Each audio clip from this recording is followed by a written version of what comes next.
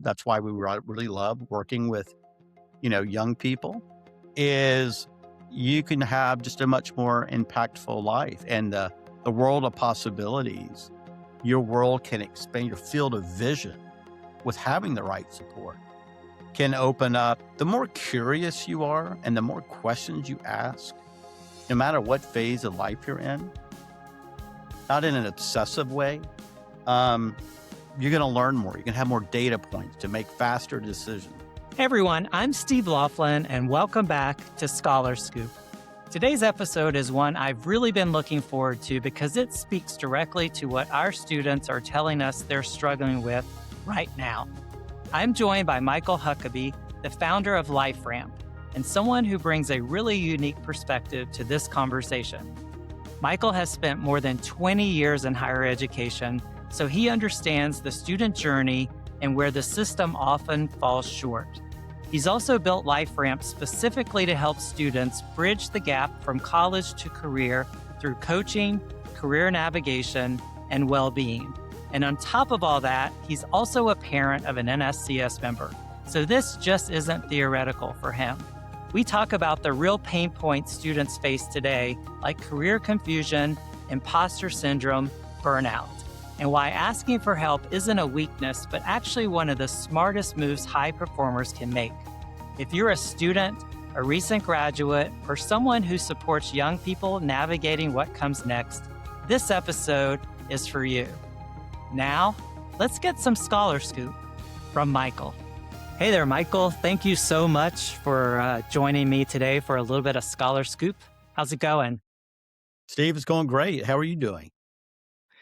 I can't complain too much. What's the point, really? Anyway, I especially can't complain. I can never complain about the opportunity to catch up with you and hear about the work that you're doing and some of the things we've done together. So Mhm. thank you again for taking some time to do this with me. I really do appreciate it. Yeah, it's a pleasure. So I know you have a lot going on that really intersects with the world of students and helping students. And a lot of it revolves around careers and career focused opportunities and making the most of a career journey. I think that's a really good thing for us to talk about today while we're together. And I know there's probably a million things that you can talk about, but we should probably start there. And why don't you take just a couple of minutes maybe to talk about your history and how you became so passionate and interested about this career journey for folks? Yeah, it's great. I appreciate it, Steve. Yeah, so founded LifeRamp about 6 years ago, and going back over 30 years ago, like most of your members, um, you know, I didn't really know what I wanted to do. I didn't really have career navigation. There's not sort of a 101 book. I believe everybody's different. And always found it where just that whole career navigation was a real struggle for me. I've been in higher ed in some capacity for about 20 years before starting LifeRamp. So having a lot of experience working throughout higher ed, understanding sort of the journey of students and realizing, the real friction points in terms of what you want to do, getting, an ROI on your investment in your education.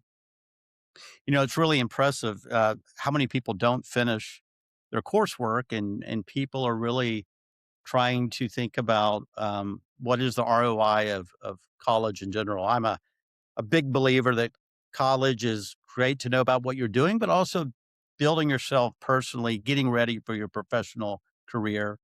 So at LifeRamp, we actually work with, we're sort of a bridge from college to career. We work with universities, work with the National Society of Collegiate Scholars, and trying to inform and bring services where services aren't met. And in the case of college student, and take one of your new members or maybe a member that has been a member of yours for a couple of years, they're at the beginning of their own journey and trying to navigate how to get a job.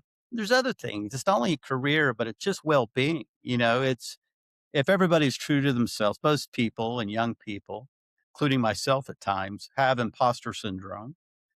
Mhm. So what we bring to bear is a platform that bridges coaching, learning, and experiential events where they can get guidance, where they can get one-on-one guidance from a trained and certified coach that's going to hold them accountable to help them reach where they want to go, either career wise, help them develop the interpersonal skills, get ready for interviews, or help them with their personal well being. Now, we don't help people with therapy, which I think is great if you need it, but really, Mhm. really helping you with resiliency, how to work, going against imposter syndrome, and being sort of a guide by your side. And what's great about it is, everything is virtual, so you can be walking on your campus and have literally a coach in your pocket. And so one of the things, Steve, which is great, I'm glad we were able to partner on this national study that we did the middle of last year is, really trying to gauge what were some of the friction points that we're seeing out there and sort of compare and contrast what LifeRamp is seeing as we work with college students and young professionals. Well, I'm glad you brought that up because I think when I was first, I always love catching up with you, but then it was like, well, it would be great if we could have a conversation about some of the findings from this survey that we did, Mm, which I think, we had a lot of NSCS members participate in the survey, but I think a lot of what they responded to would be kind of easy to transfer to students in general. mm, And I think looking back on that, I know you were trying to get at what are some of the top concerns that students are currently dealing with or currently prioritizing in their college journey. And it was really fascinating when I saw the results. And mm, I don't know if you remember, but there was a couple of things that I think we might have talked about that really stood up.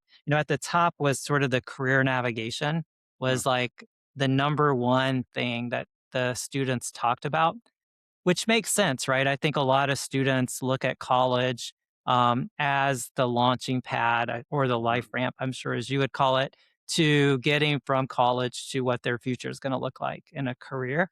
So it makes sense that it's at the top of the list. But I don't know if it's always clear what navigation means, right? Like, Mhm. how do you navigate? So, what's been your experience in knowing that that's the top concern or priority for students?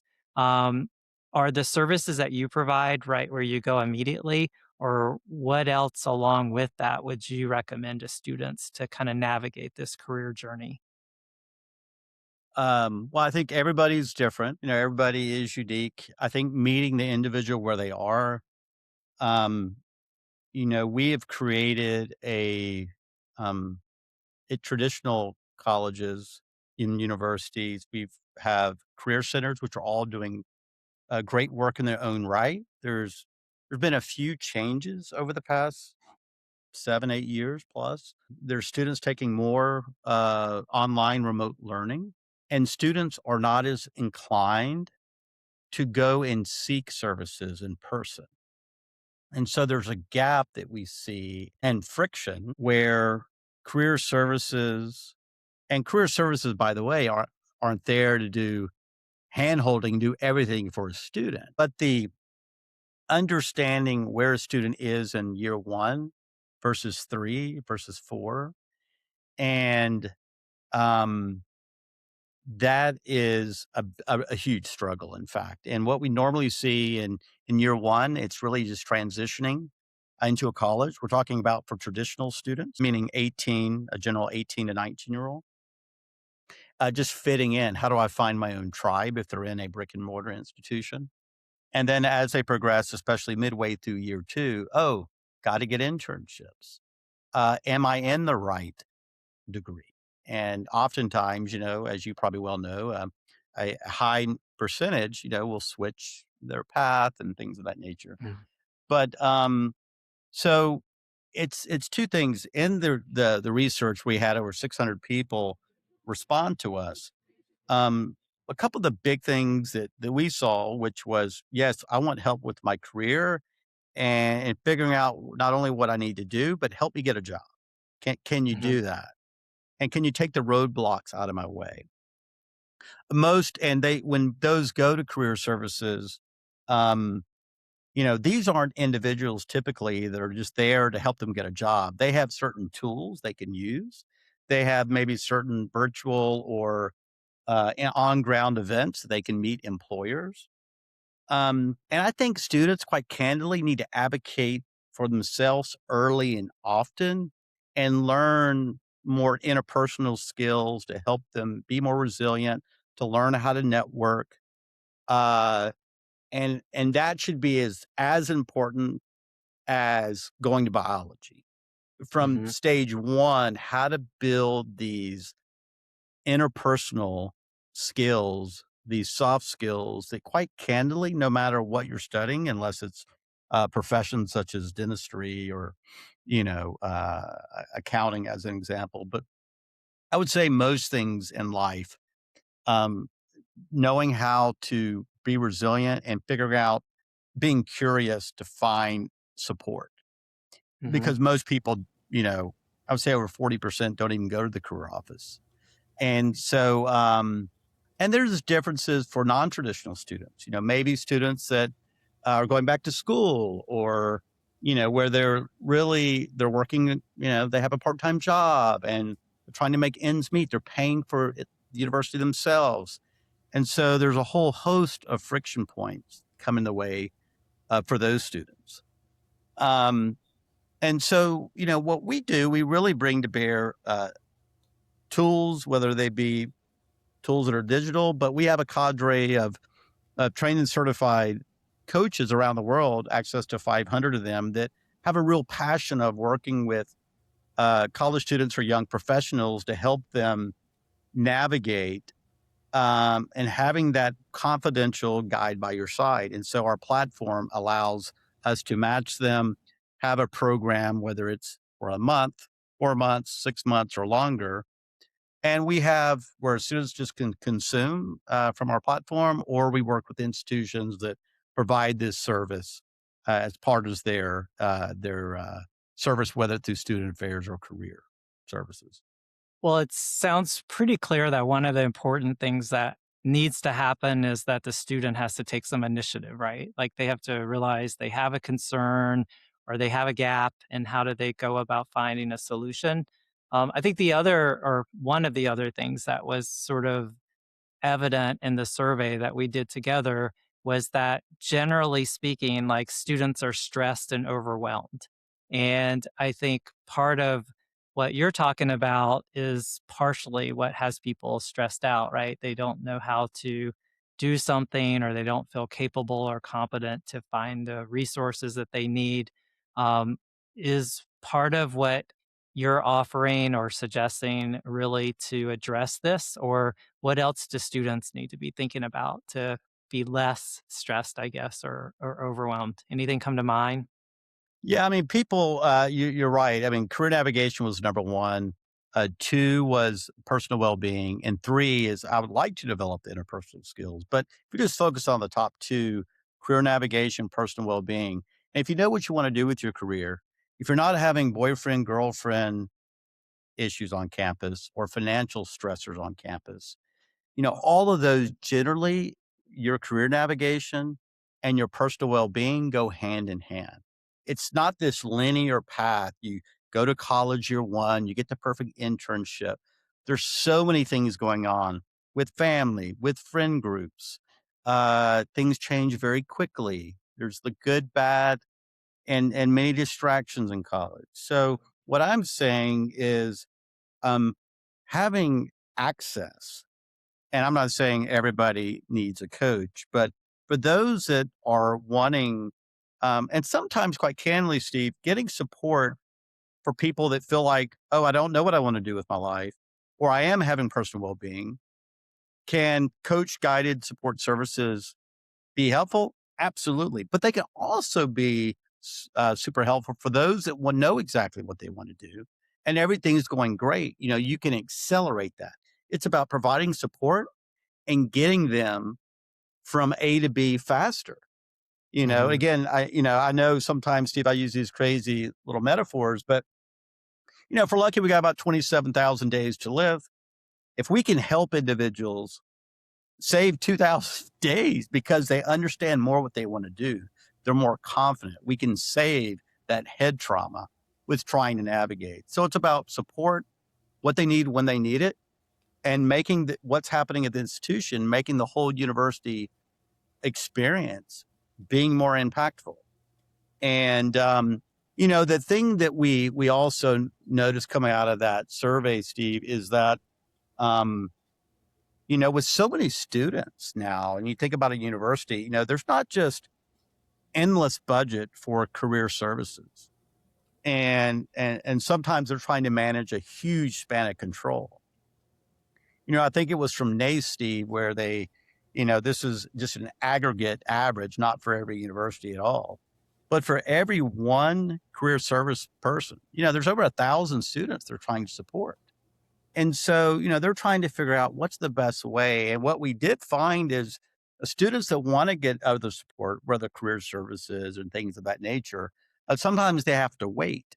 So certain universities are more sophisticated than others naturally, but we're such in a I need it now society that, we found a lot of students are having to wait, a week, 2 weeks to be with somebody. And then if they get an appointment, having to be face to face with them. So I got to drive across campus and I got to take an hour and a half of my day. I got to park. Am I going to get a parking ticket? So finding the whole university experience, just like what you're offering, of value to your members, we're trying to find services that can help them take the friction down and to accelerate, to really unlock their potential, whether it is about career navigation or, support them with the personal well being. Well, I think sometimes when students are trying to prioritize, it oftentimes boils down to how much is this going to cost? And I know Hmm. we hear it even from students who are considering joining NSCS. Um, there's this investment to become a member, which is less than $100.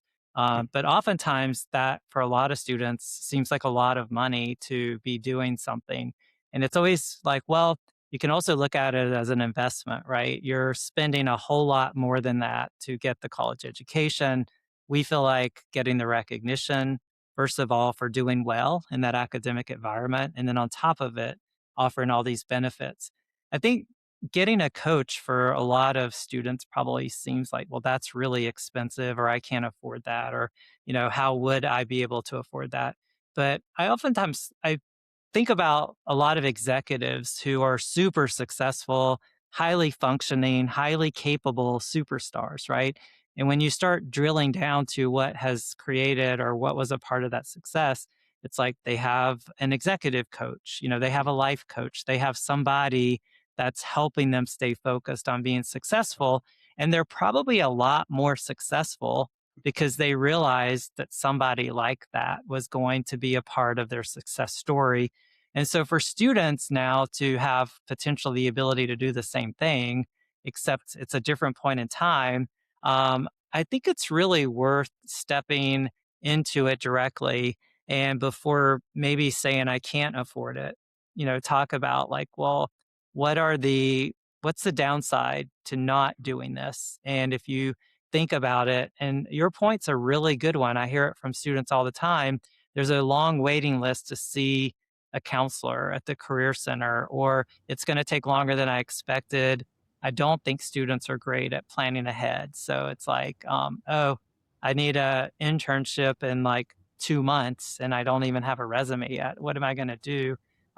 So I think it's really coming to a place where having a lot of options to help you be successful, it's great that they exist, but it's getting people to have the open mind around how is this going to work and be affordable for me. So I'm glad that you have brought all of this up because I do think it plants a seed that maybe a lot of students and young professionals haven't really thought about. You know, I mean, I think a lot of students, even that I talk to, will get a personal trainer around, their health, or other things. So why not think of having a personal trainer in your life to help you with things like your career journey, or other things, your mental health journey. There's lots of ways that I think you can engage people who found their path to be helping you be more successful in some way. So I think it's great what you're actually doing. I'm also curious because I know it's been a little while, but I know we were having a brief conversation at one point about some of the things that you're doing around AI coaching. And so it's not fundamentally with a person, but you've kind of created a solution that engages more with AI. What does that look like? And what does it especially look like in the future that we're heading into? Yeah, I appreciate that. Life Ramp, we're trying to democratize coaching. We believe I had coaching for the first time, Steve, when I was 42. And I thought, for Hmm. the love of God, I wish I had it when I was 20. So we're really Hmm. trying to give access to everybody. And naturally, not everybody can have a coach, but you mentioned about it's just taking choices. I know so many kids, including my own daughters, who have like a Starbucks coffee, it seems, every day. And for Right. the price of a Starbucks coffee, you could have somebody advocating for your future. Um, how coaching comes to life where we can have different experiences at Life Ramp is we do have AI coaching that provides some general guidance, coupled with where students can get access to our what we call Life Ramp Coach Exchange, where they can come with their issues and things they want support with. And somebody at our desk, almost like an Apple Genius Bar, when you walk in, you Hmm. can get support. And then we have your own personal one on one coach. And so those are three areas, and all of those have clearly just having an AI coach coupled with asynchronous learning that you have your at the uh, at hand on our platform, or getting access just to our coaching exchange or personal. It gives you really a chance to get general support. And then when you need the support the most, like landing that job, going over an interview, how to negotiate for that job, or I'm having real issues, could be anything from roommates to whatever. How do I overcome that? That's where maybe a personal coach could be much more meaningful. So, as AI comes into it, AI is super important. It's probably takes 80% of the airtime in today's discussions. What we do, we thought at LifeRamp that most traditional students at college would like just AI only. Like, why do I need the people? Like, I don't want to talk to a Right. person. Yeah. But Right. what we found was, which makes sense, people want authenticity, and when there's real value, they prefer to have humans. Not all the time, but episodically where it can provide real value and grounding. Otherwise, you're right, everybody's super busy. It just gets lost in the ether and they don't have as much accountability. When it's just an AI coach, it's like, whatever's AI, I don't need to worry about it. But what's Hmm. different with a human coach, they're holding you a little bit of there's accountability here. Yep. Same thing on a coach exchange. Like, we know you need help. We're checking in. Hey, how's it going? So they're real people. So we're trying to do all three services, Steve, and do it in a way that meets where that individual is on their journey. It's not what class you're in, Right. because we all have our own journey, our own race to run, and our own life ramp. And that's sort of hence the name of the Hmm. company. These transition moments where we can really accelerate you. And the last thing, Steve, I'll say, you mentioned about cost. And it is, people going buying new outfits or whatever, going out eating. Nobody really questions that so much.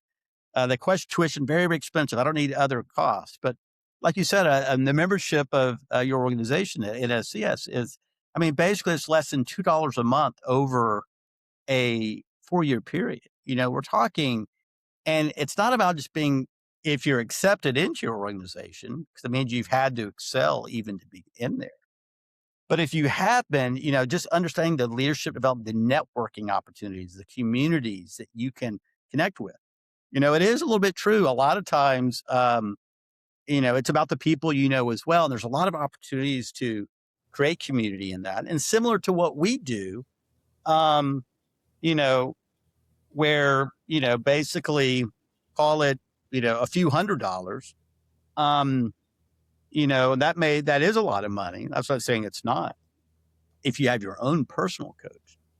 But, when you're talking about the cost of tuition, room, and board, and you think about, can a coach help you get a job, graduate on time, and help you negotiate that job where you get maybe 10% more starting salary, and maybe you go from 45,000 or 50,000 starting salary to 55,000.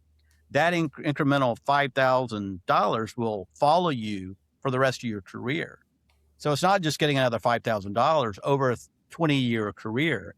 That's actually over $100,000 of value that first little negotiation did. So I think sometimes you're right, understanding what the value of the opportunity is versus just its a cost is super important. Yeah, it's funny you said that because I always think about it for NSCS, we're like a lifetime membership too. So if it's like you take Mm, the $97 and you think about yeah. that over your whole life, it's really pretty reasonable. But I do know, and it's definitely clear to us that there are some students that are oftentimes struggling. So, Mm, we offer like the opportunity to do these scholarships for memberships for people. mm, Do you have programs like that at all to help students that might not be able to afford it, or are there mm. ways that you direct people to get to find resources to help them out? Yeah, I mean, we have some certain resources that are free. I think if we did one outreach to your member base where they can understand what they're really good at. So we call it our superpower assessment to understand. Sometimes people always talk about everybody's weaknesses, but it's great if you do have a superpower. Which, by the way, everybody does have a superpower.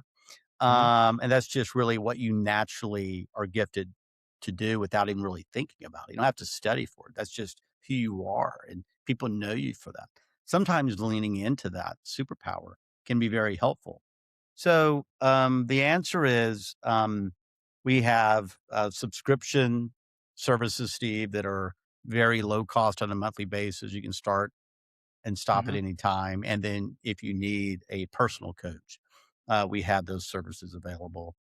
We offer also, we are beginning, especially as we go into 2026, bi-monthly experiential events that students can come to and participate in. And sometimes it's not just getting coached, but listening and learning what other people are thinking. Because in the world of social media in particular, a lot of imposter syndrome comes from, either the FOMO, the fear of missing out, or I'm just not good enough. And you become more confused as a young person trying to navigate it. It creates more stress, not less stress sometimes.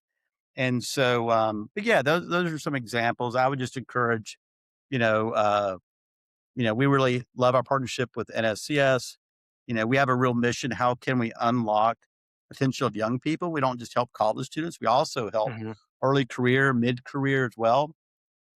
But really, our one of our main purposes is how to democratize coaching and support where typically these gaps previously have been, and do that in a more cost effective way than more traditional solutions have brought to bear. Yeah, I think too, like, because, I function in a world of working with high achievers in this college space. And it's surprising to me sometimes how high achievers oftentimes put a lot of pressure on themselves to be successful. And looking for help or resources seems like they're doing something that minimizes their capabilities. And I think everything that you've shared today really is like finding those resources are what accelerates your possibilities, right? If you look for someone to help you, you're already doing great things, but there's probably even more things that exist that can help you do even better.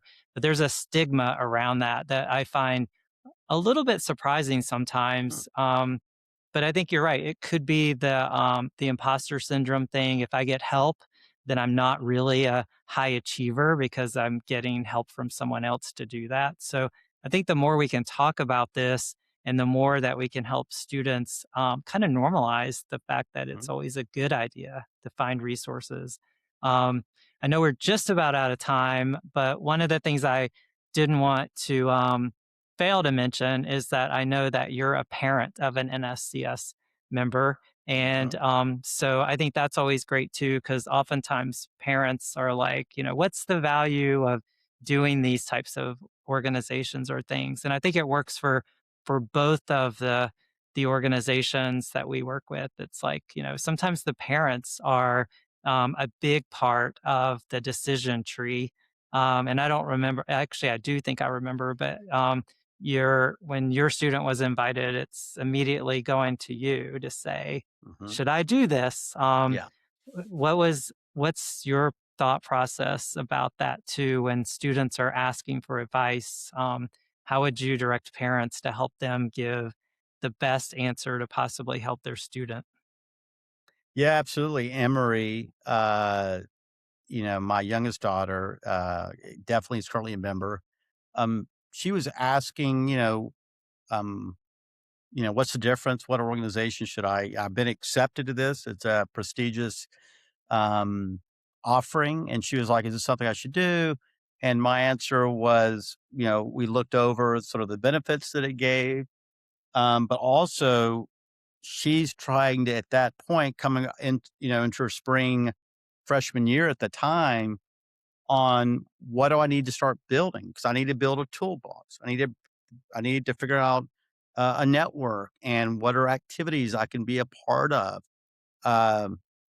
Sometimes people think, "Oh, that's good for my resume." Well, okay, yes, Hmm. and here's the other activities. Anything in life, what you put into it is what you can get out of it. If you just want to join and you're going to say, "Oh, it's $100," probably still worth it. But it's about taking advantages of like the services like National Society of Collegiate Scholars has to offer. It's and you can really defend that with especially your organization, Steve, that you've created, well over 30 years ago. Really being attuned to what are those services, what are those resources that young people, and you mentioned access to scholarships. These are Hmm. significant scholarships like your organization offers as well. So I told my daughter, hey, get in there, meet other people. You have a chapter at your university, get involved. She happened to be actually in a sorority. She's in the business school. And I said, well, go to the chapter meetings because you're going to open, you know, more of this swim lane you've been running in, meet different people because in the real world, it's not going to be your little ecosystem at a Right. sorority. That's great and fun, and that is really good. But you have to branch out early and often. And I think that's one of the benefits. I told her it's going to allow you to expand your swim lane, especially first, second semester. You start to figure it out, and then you can get a little more confidence. So that's what I told my daughter anyway. And I think she has that the value has proved without a doubt, not over only a lifetime, but within literally a few months for sure. Oh, well, thanks for that. I really appreciate that. And I know it's the same story when people, maybe students, are asking their parents if they should participate in a service like LifeRamp or other, Mhm. partners of NSCS or just other things that might come into their um, inbox or through the mail. So I think it's the same story. Like you should really explore this, think about it as a potential for possibilities and growth. And so what you're doing, I know is really important and it's helping a lot of students. And before we wrap up, you mentioned this a second ago. I was going to say something about this at our intro point and kind of slipped my mind, but your metaphor about the number of days that we have or the number of hours that we have. I feel like as long as I've known you and just about every conversation we've had, somewhere in the conversation, you'll throw out like, oh, well, I've got this many more days or however that works. Where are you now? Like, where do you Yeah. feel like you sit in days that you have left? Well, hopefully I have many days left. And people think, God, that's so morbid. How do you even think that way? sometimes you have to jump in cold water to wake yourself up because you just live day after day, it becomes the same, you do the same thing. Um, so, I mean, I'm on the back nine and I look at myself, I say, I got about 10,000 days if I'm very fortunate. I live and, live well and do what I want to do. And, there's a movie back in the day. I won't give it, airtime, but it's like get busy living or get busy dying. I know that sounds crazy to people, but, Right. you have to really, you have to, if you want to live with purpose, and it's tough to be happy in life if you're not doing something over time that fills you with some purpose. If it's Mhm. only about making a paycheck, you probably will tire out of that at some point in time.